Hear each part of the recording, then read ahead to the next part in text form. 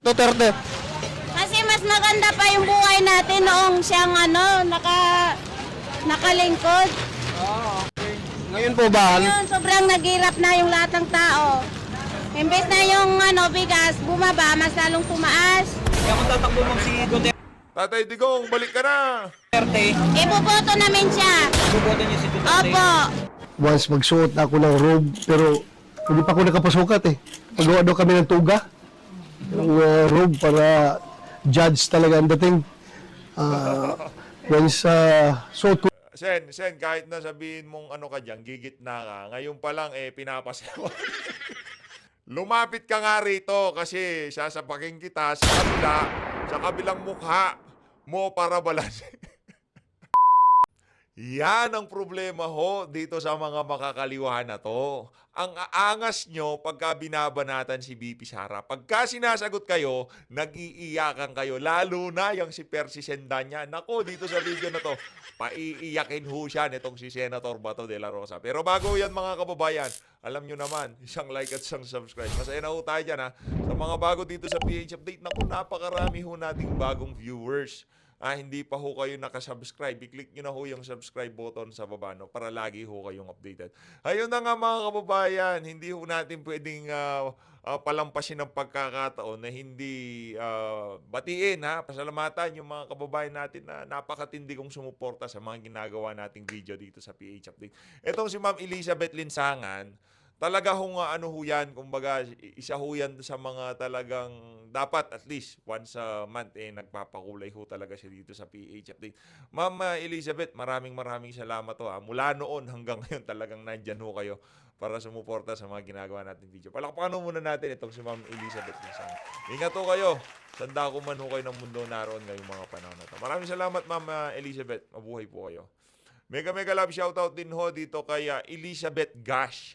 Elizabeth Gash, maraming salamat ho dito sa 2 pounds. Mabuhay ho kayo. Ingat ho kayo dyan sa UK. Maraming salamat ho dyan sa 2 pounds. Mega love shoutout dito kay Sir Jordan Cabico. Saludo sir, maraming salamat ho. Mega love shoutout. Baka ho kasi matambakan na naman tayo kung bukas tayo mega love shoutout.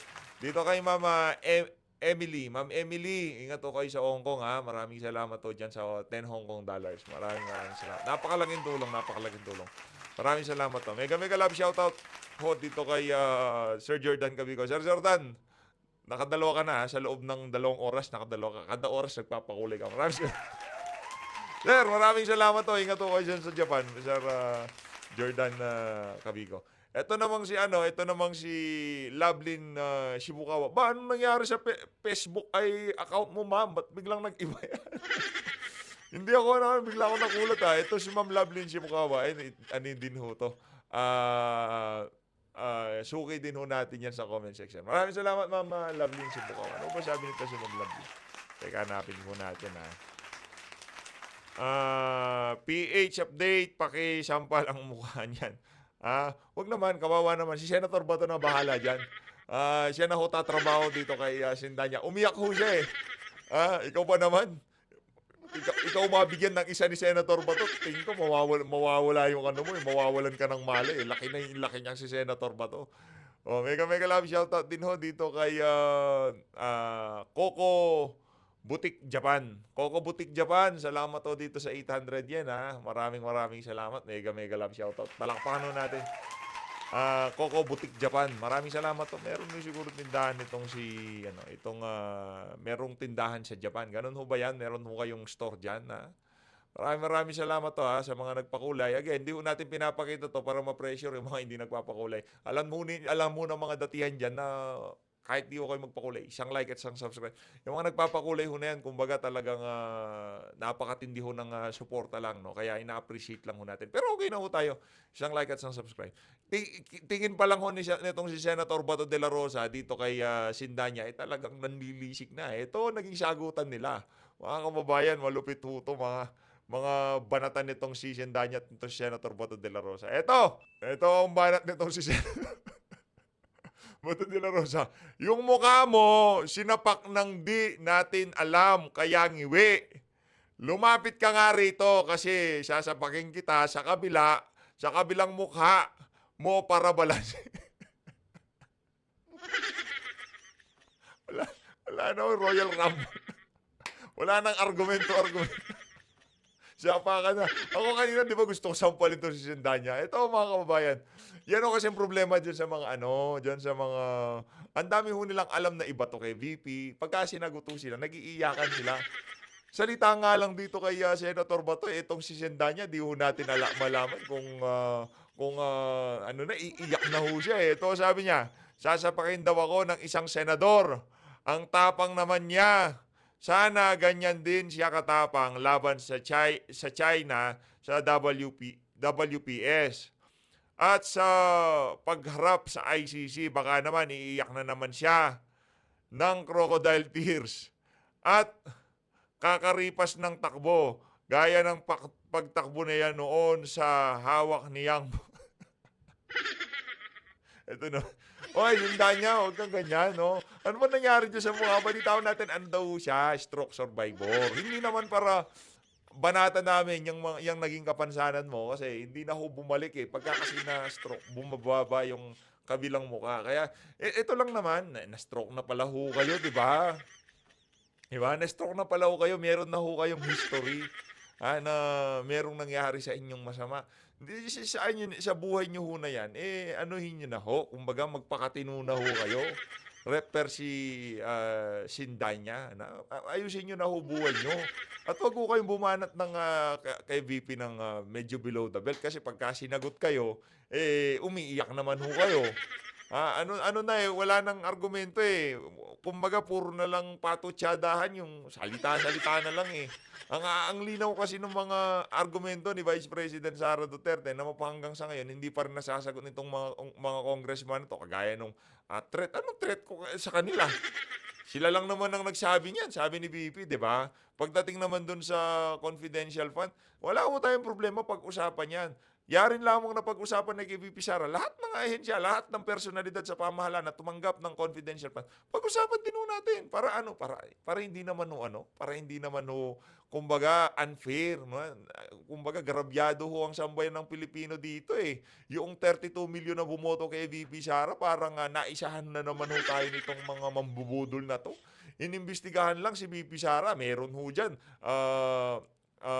Mas malaki pa ho ang confidential fund kay Vice President Sara Duterte at mas marami pa ho jando, mga pangalan na katawa-tawa ang ginamit sa liquidate ng confidential fund na yan ng kanilang confidential intelligence fund. Hindi ho natin kini-question.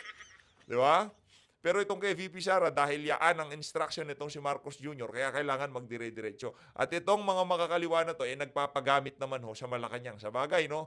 Sa tingin ho natin, meron na ho silang napagkasunduan. Siguro, ang magiging VP, pagka natanggal si Vice President Sara Duterte, yang si Rep Percy Sindanya, o di naman ho kaya, yang si Arlene Brosas, o yang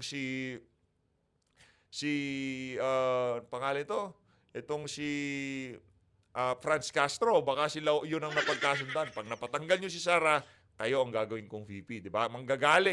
Manggagaling sa grupo nyo, sa mga makakaliwa, ang gagawin natin Vice President. Di mo natin alam, baka dandil na yan. No? Kaya sila, palong-palo. Kumbaga talagang gumugusto na matanggal itong si Vice President Sara Duterte. Pero tama yung sinabi nitong si Ma'am Sas. Malamang sa malamang manggagaling sa mga dilawan yan. Mga dilawan. Kasi talagang nakikita ho natin, napaka-aktibo nitong mga dilaw na to. Pagdating dito sa impeachment ni VP Sara, mga dilaw, mga makakaliwa, mga kurakot dyan sa House of Representatives, nagkakaisa ho sila para pabagsakin yung nag-iisang pag-asa na nakikita ng ating mga kababayan. Sige, comment nyo ho sa baba. Kung maliban dito kay VP, sino hong nakikita nyong posibleng tumakbo sa 2028 presidential election? Realistic na pwedeng tumakbo. Marami naman ho dyan, maraming pwede, pero ngayong mga panahon na to, base dito sa kasalukuyang politika, hindi pa ho talaga sila pwede. Nakikita lang ho natin itong si VP Sara, si Senator Robin Padilla, parang nalalabuan na ho tayo ngayon dito sa mga na to. Sa totoo lang, huwag magalit yung mga taga-PDP, nalalabuan lang ho tayo sa totoo lang. Mas meron pang diin yung mga banat nitong si Senator Jim Bondoc. Pero hindi natin binabanatan itong si Senator Robin, pero parang nakukulangan lang tayo sa tugon nitong isa sa pinakamataas na opisyal ng PDP laban kasi yang si PRRD. Isa ho siya sa naglabas ng kulang-kulang na BICAM report. Ngayon, etong si Atty. Lambino at etong si Atty. Jimmy Bondo, kaninang umaga nag-press con ho sila, sinampahan ho ng kasong kriminal. Tinulungan nila yung ano pangalan dito, yung grupo nitong si Atty. Ferdy Topacio, 'di ba? Sumama ho, mga PDP laban na candidates. Itong ating campaign manager, hindi ho natin alam kung sige, ano natin.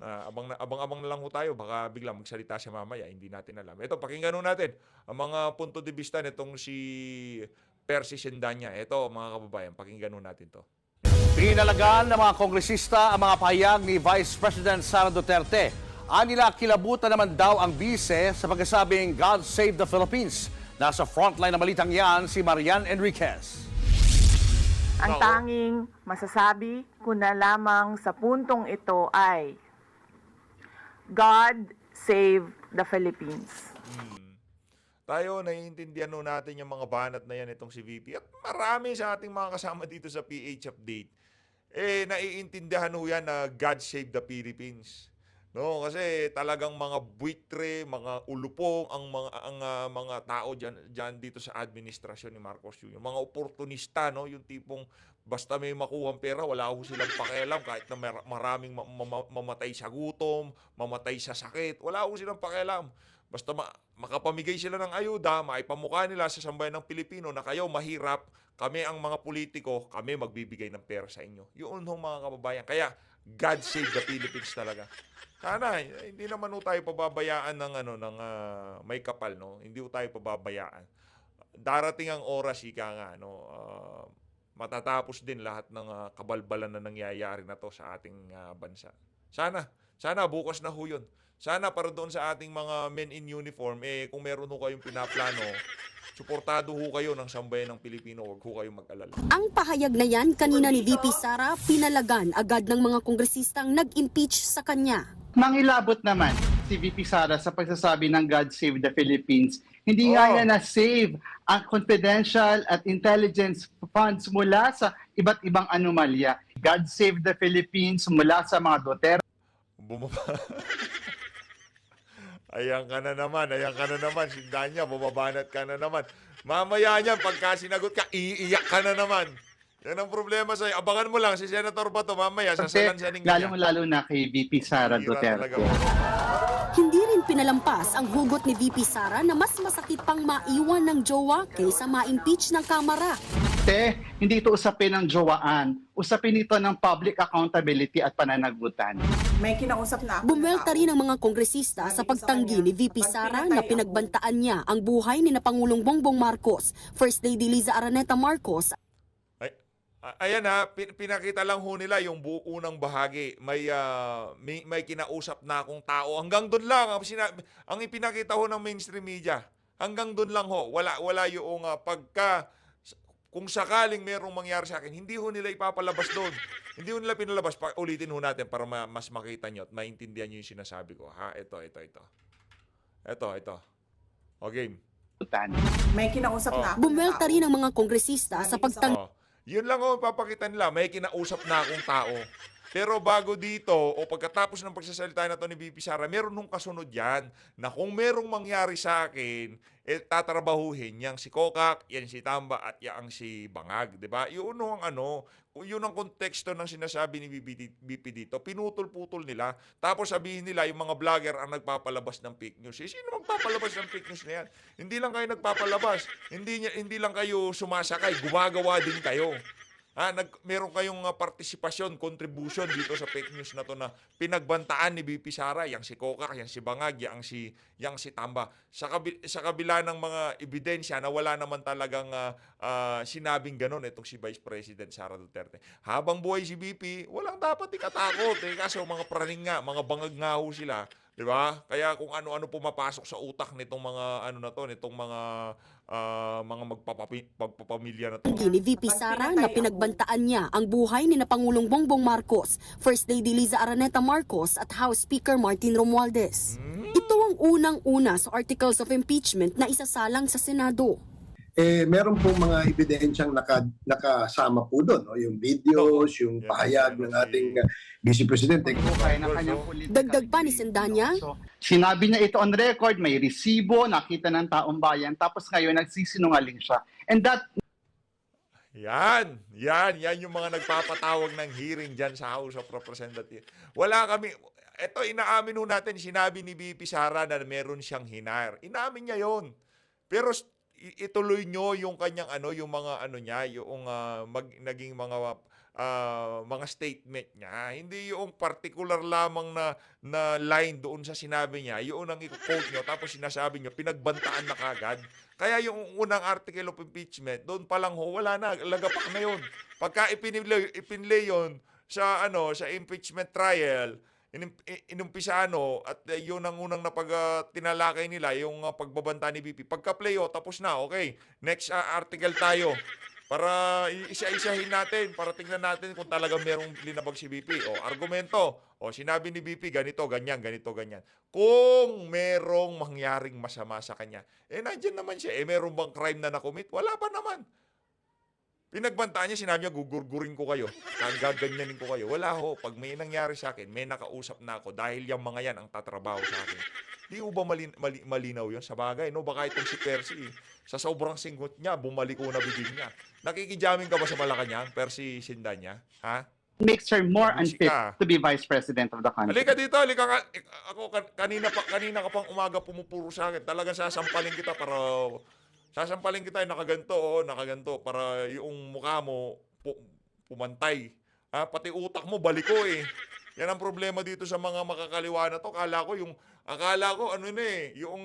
tag dito, si Franz Castro, yan si Brosa, sila lang talaga yung matinding magkups dyan eh. Ito hong akbayan na to, matindi din ho palang magkups to. Kaso ang problema ho dito, itong si Franz, yung mga makabayan, inaagawan ho sila ng spotlight. Itong baliko. Hindi naman kasi magkakasama yan, di ba? Itong grupo na to, kasama nito, yung si Trillanes, itong si Leila de Lima.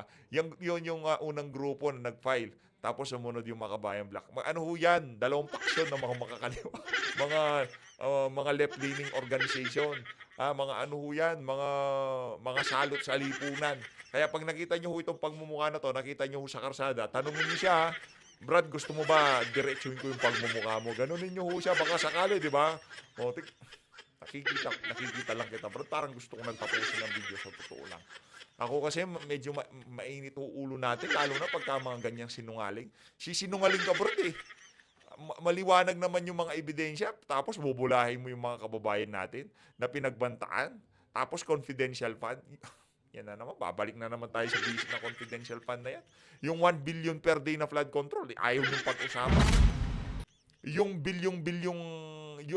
bilyong akap, hindi nyo pinag-uusapan yung confidential fund. Naglabas din ng pahayag ang Makabayan Block laban sa mga sinabi kanina ni VP Sara. Ayon sa kanila, God save the Philippines mula sa korupsyon, extrajudicial killings at kay Duterte 2.0. Para naman sa mga miyembro ng binansagang Young Guns ng Kamara, ang idinaos na presko ni VP Sara ay pangmamaliit sa reklamong impeachment laban sa kanya. Pero ipinapakita rin daw nito ang kanyang pag-aalala sa haharapin niyang paglilitis.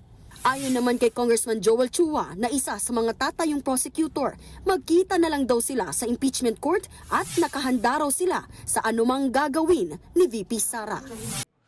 Ayun na nga mga kababayan, itong si Percy Sindanya talagang balagbag ho itong mama na to, pati mukha niya balagbag din. Dito tayo kay Senator Bato de la Rosa, pakinggan ho natin ang mga bana niya dito sa mama na to. Game. Alam naman natin that itong impeachment is a political exercise. But still, as a sitting judge, I have to maintain my political neutrality. I should be apolitical by this time. Once magsuot ako ng robe, pero hindi pa ako nakapasukat eh. Magawa daw kami ng tuga. Yung robe para judge talaga ang dating. Once suot ko. Sen, kahit na sabihin mong ano ka dyan, gigit na ka, ngayon pa lang pinapasawa. Palakpakan natin itong si Senator Uy, ano naman, i-comment nyo naman sa baba. Thank you, Senator Bato de la Rosa. Di ba? Ganun lang ho tayo. Ngayon pa lang, Sen Bato, ano na yan, wala nang atrasan yan, ika nga, no? Ang gusto kasi mangyari nitong nag-file na to, mag-resign si BP. Hindi naman magre-resign yan.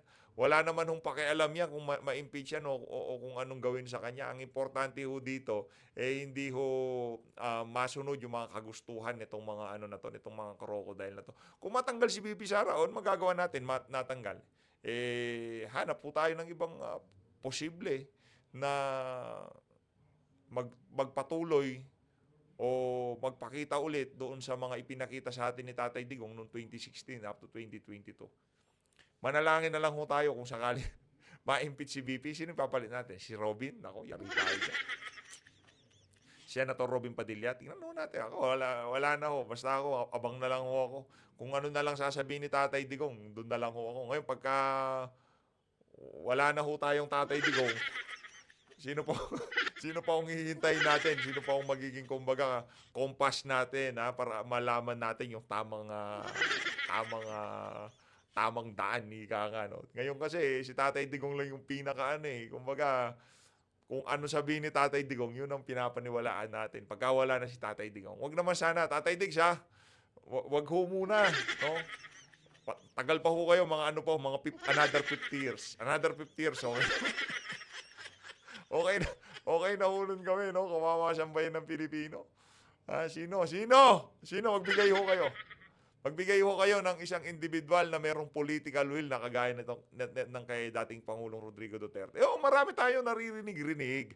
Marami tayong nakikita-kita na ano sila ngayon, matatapang sila. Kaso, yung pagkahinarap na sa kanila, yung impluwensya, kapangyarihan, yung bilyon, yung bilyones, ibang usapan na ho yun. Kasi si Tatay Digong, kumbaga, try and tested, di ba? Nasubok na ho siya ng panahon na kahit magkanong pera pa ang hirap mo sa kanya, hindi niya ho ibebenta ang sambayan ng Pilipino. Saan pa ho tayo makakakita ng leader na kagaya nitong si Tatay Digong? Kung ma-impeach si BP, kasi ngayon si BP si Mayor Baste, pwede na ho ba siya? Pwede na ho ba? Si Mayor Baste, pwede, walang problema. Pasok natin itong si Mayor Baste kasi Duterte yan eh. Wala ring BS yan. Pagka Duterte, walang BS yan. Sigurado ho tayo dyan. Tama, nandiyan pa pala si Mayor Baste. Salamat naman. Maraming salamat naman. Biglang nawala sa isip ko itong meron pa pala ho tayong Mayor Baste. Kung sakaling ma-impeach si BP, nawala si Tatay, God forbid, wag naman ho sana, no? Wag, knock on wood, knock on everything. Wag naman ho sana may mangyari kay Tatay Diggs, no? Panalangin ho natin na mas sumaba pa ang kanyang buhay. Kung sakali, darating, meron ho tayong Mayor Baste Duterte. Sa guidance nitong Vice President Sara Duterte. Palakpakan! Yes, sabi natin. Diba? Tuloy ho tayo. Tunayan, I will have to maintain political neutrality. Kasi kayo ipagpapalagay na definitely hindi nyo Pagka sinasabi nitong si Senator Bato yung political neutrality, okay, political neutrality tayo. Pag impeachment trial, Senator Bato, political neutrality. Hindi, kasi ngayon sa House of Representatives, nakita natin yung pagiging bias nila. Pinagkaisahan nila ang ating Princess Sara. Itong si Ate Sara, pinagkaisahan ho nila. Ngayon, pagdating sa Senado, anong neutrality? Sen Bato, sabihin nyo na, ngayon pa lang, acquitted sa inyo itong si BP para mabwisit yan. i-convict si BP. Bahala na kayo dyan kung ano yung naisip ninyo. Basta ako, Yun. I will maintain my political neutrality. Hintayin na lang nyo yung magiging buto ko pagdating sa butuhan. Tingin mo Yun lang naman. Kayo naman. Huwag kayo magmadali. Hintayin nyo na lang yung boto nitong si Senator Bato de la Rosa. Ready na ba yung speech natin, Sen? Doon sa, sagutin mo lahat ng articles of impeachment doon sa iyong, explanation sa iyong magiging boto. Kasi meron ho silang explanation. Magsasalita sila isa-isa. Diba? Yung kay, anong pangalan nun? Kay Senator Miriam Defensor, talagang, kung talagang para tayo sa good governance, bakit laging nangunguna ang Pilipinas sa mga korap na bansa sa buong mundo, di ba? O kung sinasabi niyong malinis kayo, alam ko loophole ng salin, kaya huwag kayong magmalinis. Later on, kalaunan, anong nangyari kay Corona? Acquitted ho siya. Di ba? Wala akong, yung mga kasong isinampa sa kanya, hindi ho tumayo sa korte. Ganon din ang mangyayari kay VP Sara. Yun hong ating sigurado. Kung sakaring makonvict siya dyan, nakonvict siya dyan sa Senado, pagkatapos ho niyan, ng administrasyon na to, makikita na walang naging kasalanan itong si Vice President Sara Duterte. Sabihin mo, Senator Bato, pero basta alam ko, bata ka namin dyan sa Senado. Palakpakan natin to si Sen Bato. Kaya pwede kaya makipag-ugnayan dito kay Senator Bato para nga siya makipag-untaan. Pwede mong ikatalo itong nangyayaring to dahil hindi ka makakalabas ng mga kampanya, sir. And you are, sir, nasa number 10 po kayo sa survey. Medyo alanganin, sir. Depende. Baka maawa yung mga butante. Kawawa naman si Bato, hindi nagkapangampanya. Tulungan lang natin ito. Tulungan natin. Kayo tulungan natin tong si Senator Bato. Tulungan natin siya. Yung numero niya nandyan ho. Yan ito si Atty. Vic, Kong Dante, itong si Pastor Kibuloy. Nandyan naman ho yung mga pangalan nila. No? Tulungan natin. Lahat nang number 22 sa balota. Grabe naman, no? Naging judge si Bato doon sa impeachment court. Hindi nakaikot. Pero sir, may initial na pag-uusap yung mga senador tungkol dito sa possibility nga na mag-impeachment trial. May initial kayo mga pag-uusap? Well, most likely, kung matransmit sa amin yung articles of impeachment, adjourn na kami, kuha na kami bukas, no? Break na kami bukas. So, most likely, the earliest that we will tackle that sa plenary is after the election. Kasi hindi na kami bumalik, di ba? Hindi na kami bumalik. Pero sir, di ba pwede mag-impeachment trial kahit nakabakasyon ng Congress? Depende yan because we will be making our rules on impeachment. Pag-usapan namin yan. Titingnan natin. But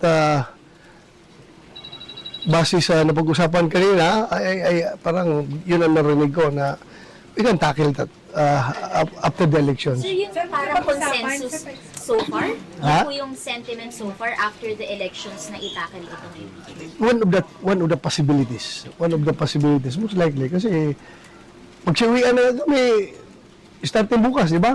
Punta na kami sa mga kanya-kanyang campaign sorties. Meron na kaming kwan. Ha? Sino po yung nakausap niyo about that possibility? Kami mga kasamahan namin. Ko. Including SPG? Most likely, yun ang mangyari. Including SPG, sir? Tanungin mo naman siya mamaya. Baka pagalitan pa ko. Informal na usapan, sir? Or nagkaroon ng formal meeting? Meeting kayo o informal discussion? Informal discussion. Kasi nga, paano nga, hindi pa inatakil sa plenary. Kung endorse nila yan sa amin ngayon, today, no, after the adjournment of this session. Paano matakil sa plenary yan? Wala na kami session bukas. Pero sir, on the way na kasi from the House and medyo mahaba pa yung gabi. Napag-usapan din ba yung possibility matakil nyo siya tonight? It depends. So yung informal na pag-uusap, He was one among the colleagues na nag-usap-usap lang, gano'n. At isang option yung June na lang itakil, sir? Isang possibility. Isang possibility. Kaya nga, kung hindi nga mabasa sa matikap sa plenary, anong basis namin para mag-conduct ng impeachment trial? pero sir, ano yung sentiment ng majority ng mga senador after the election? Ano yung sentiment ng majority? Imbitahin nyo sila isa-isa. Tanungin nyo sila. Kaya mahirap na kung mapagalitan tayo na sasalita ako in their behalf. Pero sir, ano sa tingin niyo yung chances ng impeachment ni VP Sara dito sa Senate? May chance ba talaga na makonvict siya? Makonvict. Malaki ba yung chance? Magbilang kayo. 24 kami, di ba? Bilangin nyo. 23. Magbilang-bilang kayo dyan. 1, 2, 3, 4, 5. Bilang niya, sir, ilan? Ha? Sa bilang niyo po. Wala pa akong bilang dahil mahirap nga, apolitical nga. Alam mo, yung mga kasamahan ko ayaw rin magsabi na kayo nilang stand. Dahil nga, mahirap na ma-preempt yung kanyang decision, di ba? Hindi ko pa nga nabasa yung articles of impeachment, hindi pa nakapresent yung prosecution, hindi pa natin in other words, hindi pa na-try. So, trial muna bago decision. Okay. Alangan naman, decision kaagad, wala pang trial. Okay. Sir, Diba? yung kumpas, may kumpas ng Malacanang. Kumpas? Yung impeachment. May signal ba from Marcos? Representative Sandro Marcos is one of congressmen who endorsed one. Unang pumirma ay si Congressman Sandro. I don't know. Mas maganda silang tanongin mo. Dahil nga, Sandro Marcos is a congressman. O, kasama niya sa trabaho niya. Pero anak siya ng presidente. Di ba? Kung ano yung stand ng presidente regarding impeachment, hindi naman siguro yung binding sa kanya dahil may sarili man din siya decision as a member of the House of Representatives. Sir, you mentioned kahit na alam namin na friends kayo with the Dutertes, hindi pa kayo set kung ano talaga iboboto nyo. Depende lang sa lalabas. I'm not denying that I am close to the Vice President.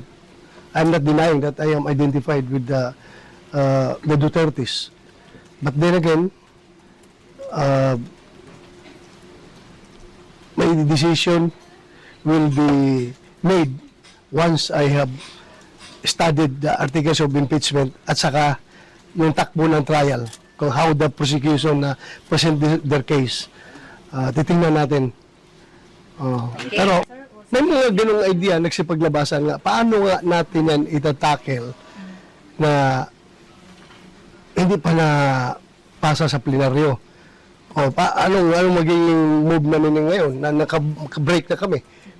So most likely, mag-reconvene ang 28th Congress after elections.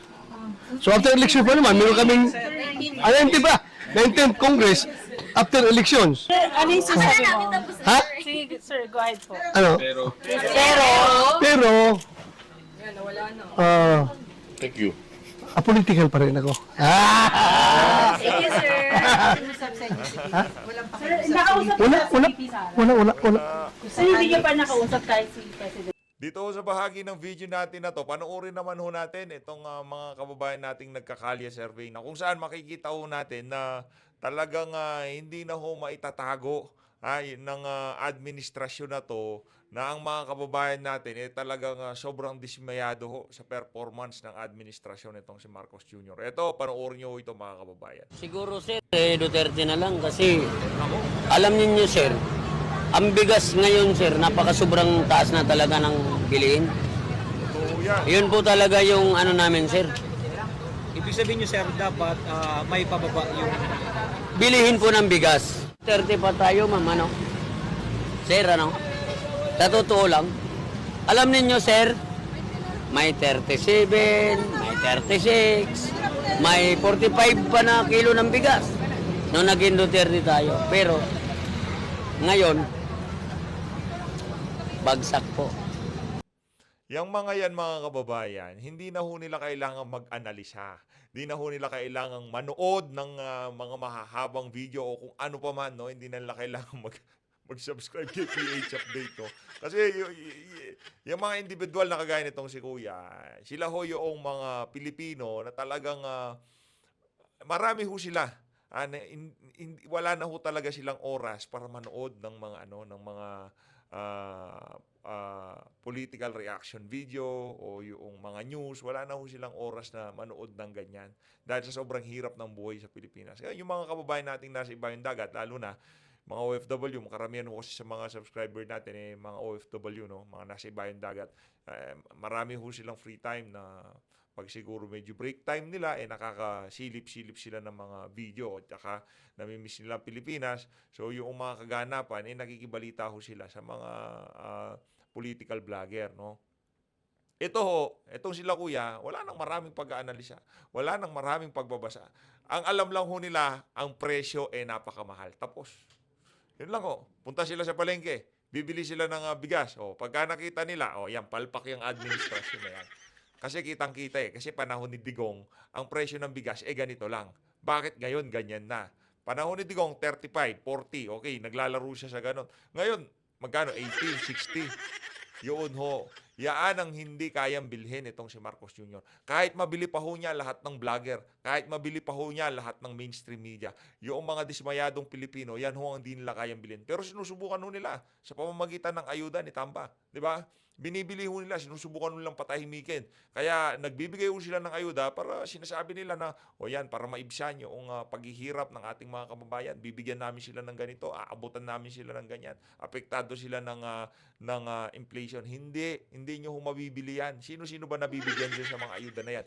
Yung mga malalapit lamang ho sa mga sa mga politiko na to, kay Tambaluslos, kay Marcos Jr., sa mga congressman na nakapaligid sa kanila. Sila lang ho nabibigyan. Pero itong sila kuya, bigyan mo na 5,000 yang si kuya. After 1 month, 'di ba? Ang solusyon talaga ay pababae ng presyo ng mga pangunahing bilihin. Wala po. Ganyan po. Ganyan o. Nakabidyo po ko, ganyan po ngayon. Opo. Ganyan o. Bagsak. Bagsak. Nagsisi po kami, sa totoo lang. Yan po ay papasok po yan sa social media. Oo. Nagsisi po kami, bakit po kami bumuto sa kanya? Nako. Masaya ka ba, Marcos Jr.? Tama naman yung kasabihan na hindi mo mapiplease ang lahat. Meron talaga iilan dyan, hindi matutuwa sa mga ginagawa mo. Lahat na lang huwata nagsasalita sa social media ngayong mga panahon na to. Galit sa inyo.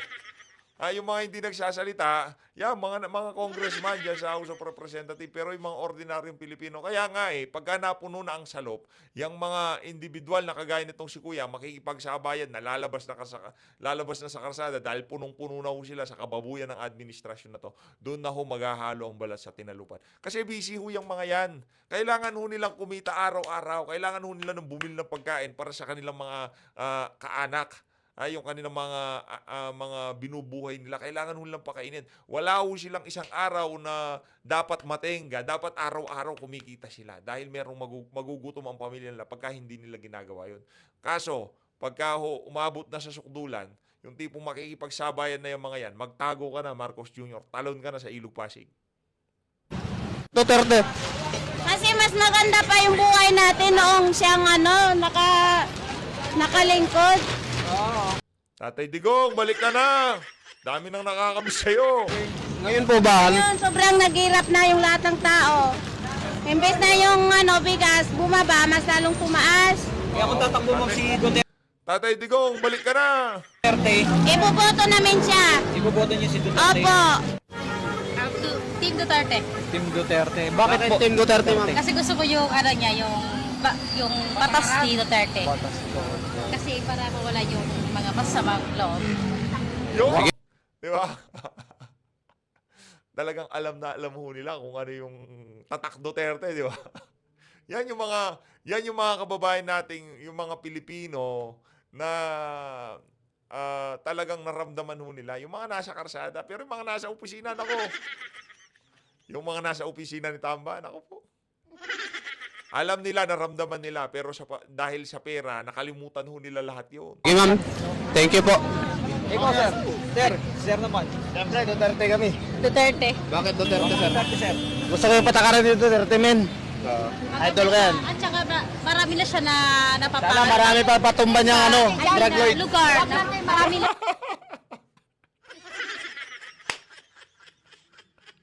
Yeah, magkakapareso tayo ng sentimiento kasi alam mo nila, salot ang droga.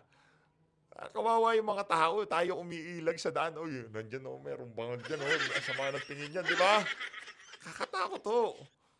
Ang mga kababayan natin, pagkayang mga yan, lumabas na ka sa karsada, wala na akong makakapigil. Kailangan mo nang tumalon sa Ilog Pasig.